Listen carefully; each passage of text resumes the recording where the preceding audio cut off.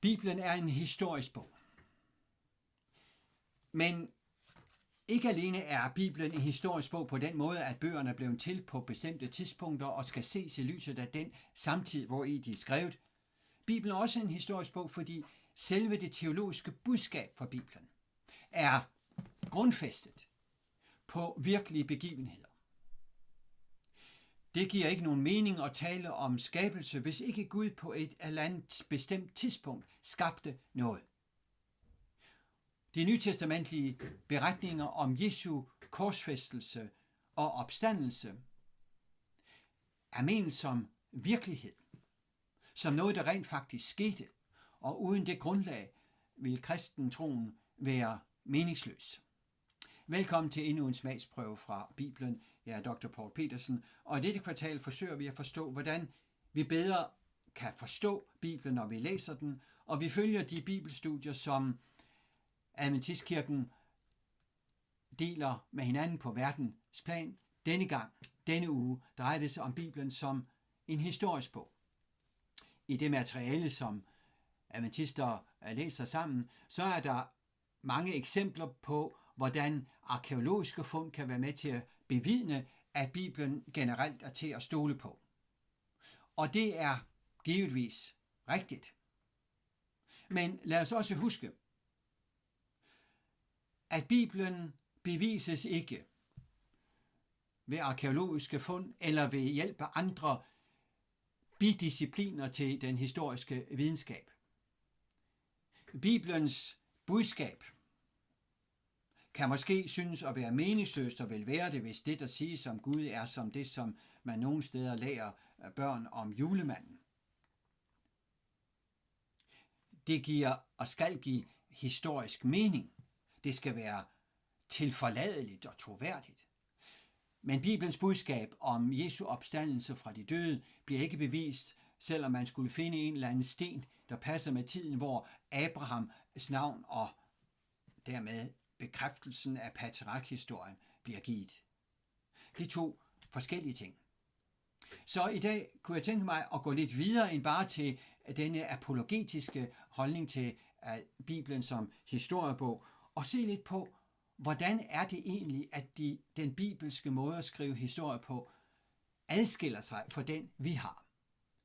For når du og jeg går i skole, eller har gået i skole, har vi også læst historie. Og der læser vi ikke om historien på samme måde, som Bibelen fortæller om. De bibelske historiske bøger er i det gamle testamente for eksempel Josva og Dommerbogen og Samuelsbøgerne, kongebøgerne og krønikebøgerne. I disse bøger fortælles historien anderledes, end vi vil gøre det i dag. Allerførst, Gud er beskrevet. Der er profeter, der taler på Guds vegne. Mennesker beder. Det får en virkning. Der er talere, som taler, prædikanter, der taler, og det fremhæves på en måde, som vi aldrig vil finde i en moderne historiebog, som jo stort set ikke siger noget om Gud, andet end om mennesker, der troede på ham.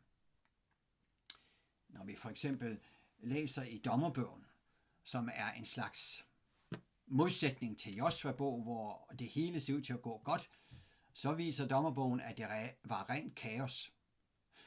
Og det er illustreret ved selve den måde, beretningerne er fortalt på, og ved nogle af navnene, der gives. Gideon afviser at blive kåret som konge, og så navngiver han sin søn Abimelech, som betyder, min far er konge. Benjamin er en stamme, som er nær ved at blive udryddet, men bliver reddet, fordi den har en række stærke venstrehåndede krigere. Benjamin betyder min højrehånds søn. Så bogen selv er fuld af paradokser, og den er beskrevet med en række paradokser, som vi ikke altid kan finde i oversættelse, og disse paradokser er med til at fremhæve bogens budskab. Dette er tider med ren anarki, og det var derfor nødvendigt med et kongedømme, hvor ufuldkommen dette kongedømme end måtte være. Så den bibelske historie fortælles anderledes, end vi ville gøre. Men så kan du tage en bog som Esters bog. Der er Gud slet ikke omtalt. Så det må være lidt mere som en sekulær, moderne historieskrivning. Men nej. Rent faktisk er det jo sådan, at lige netop i den kultur, Esters bog blev skrevet, var det ganske enestående, at Gud ikke blev nævnt. Det er altså en del af budskabet. Og budskabet er nok her, vil de fleste kommentatorer sige, at Esters bog fortæller, at Gud leder, men netop at han leder på måder, som vi ikke altid tydeligt kan se. Det Nye Testamente fortæller også historie. De 4 evangelier er historiske på den måde, at de har været læst som i samtiden i antikken som historiske biografier om en stor mand og hans virke og virkningerne af det, han gjorde og sagde, altså Jesus. Og apostlenes gerninger er så historien om hans efterfølgers virke. Og det er jo en historiebog. Men heller ikke de bøger er jo skrevet sådan, som en moderne historiker vil skrive en historiebog for gymnasiet. Matthæus og de øvrige evangelister taler også om Gud. Og Matthæus indsætter for eksempel en række taler. Han har 7 af dem. I begyndelsen er der en lille prædiken af Johannes Døberen, som indeholder en opfordring til omvendelse og dåb. Og i slutningen har Jesus sin missionsbefaling, hvor emnet også er dåb, og de er lige store. Så går vi lidt ind i bogen, og nummer 2 og nummer 6 svarer lidt til hinanden. Den anden prædiken er prædiken på Forklarelsens bjerg, på Tabors bjerg, altså bjergprædiken, som giver principperne for Guds rige. Den næst sidste prædiken er prædiken på Oliebjerget og efterfølgende i Matthæus 23-25, og den fortæller om de profetier, som leder op til etableringen af Guds rige. Og sådan går du ind og finder i midten så lignelsesprædikenen i Matthæus 13. Med andre ord, Matthæus har sammensat sin bog som et litterært værk på en måde, som en moderne historiker normalt ikke vil gøre det. Og når du for eksempel læser i Apostlenes Gerninger, så vil mange synes, at det er måske det mest historiske, man kan finde. Og det er det selvfølgelig fra den synsvinkel, at det er historisk troværdigt. Men der er mange ting, som ikke er fortalt. Pludselig viser det sig, at der er en masse kristne kommende i de lande og byer, man har, de landområder og byer, man har i Øst-Syrien. Der er ikke fortalt, hvor de kommer fra, og hvordan de er blevet kristne. Det ville da ellers have været spændende at vide, men det interesserer Lukas sig ikke for. Han interesserer sig derimod for, hvordan Helligånden arbejder undervejs. Det finder du ikke i mange moderne historiebøger. Helligånden forhindrer, sandsynligvis gennem en profet, for eksempel i Apostlenes Gerninger 16:6, han forhindrer Paulus og hans følgesvende i at rejse ind i Asien. Gud har noget andet, de skal gøre. Jesus besøger Paulus og giver ham opmuntringer. Det fortælles der om.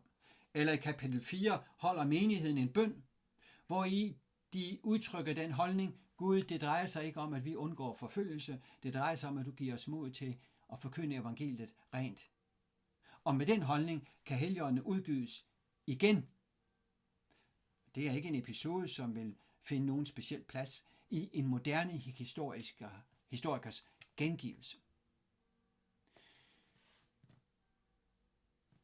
Godt nok er det i et brev, men i 1. Korintherbrevs 5. kapitel, i det 6. vers, 7. vers tror jeg det er, der bruger Paulus vendingen også vort påskelam er slagtet, nemlig Kristus. Lad mig bruge den sætning som en illustration af, hvad jeg mener. Sætningen er jo dybt historisk. Den henviser til en ren historisk begivenhed. Noget, der faktisk skete. Men en sekulær historiker vil formulere det anderledes. Han vil sige, Jesus fra Nazaret blev korsfæstet, eller døde på et kors. Paulus derimod siger, også vort påskelam blev slagtet. Det vil sige, at han bevæger sig længere end til bare historie. Han fortolker historien. Han forklarer meningen med den. Hvorfor skete det? Hvilken betydning har det for dig og mig. Med andre ord, den bibelske historieskrivning er ikke bare en gengivelse af, hvad der skete. Det er en fortolkning af historien. Og alle de bibelske historiske bøger er derfor skrevet ud fra ganske bestemte perspektiver, ikke nødvendigvis de samme for alle bøgernes vedkommende.